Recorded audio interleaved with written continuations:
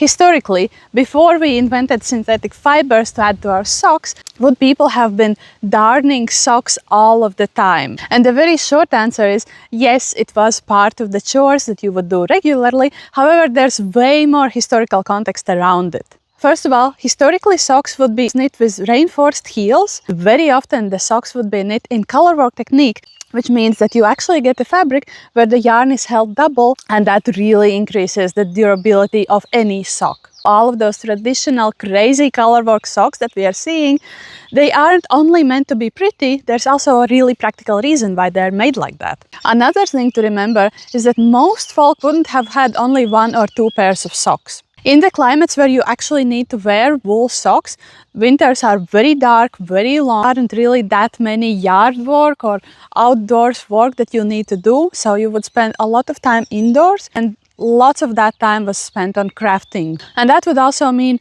knitting lots and lots of socks or mittens or other garments like that. Elaborate socks would have been given as gifts for a wedding, and being able to show off lots of elaborate socks would also serve as a proof that you're really good at crafts, you can really take care of your household. So that means if you have more sock pairs to change up, each separate pair will also last longer. And also most of the darning would have been done on those long, dark winter evenings. And we have lots of evidence that it wasn't a gendered chore. Basically, anyone who had the skill would just sit down and repair socks. There is some historical evidence that in Victorian era, in England and maybe in America, people would have started making socks with interchangeable heels. You can just change the heel once it's worn out. That is definitely not the common practice around the world, and most sock knitting techniques actually doesn't support that practice.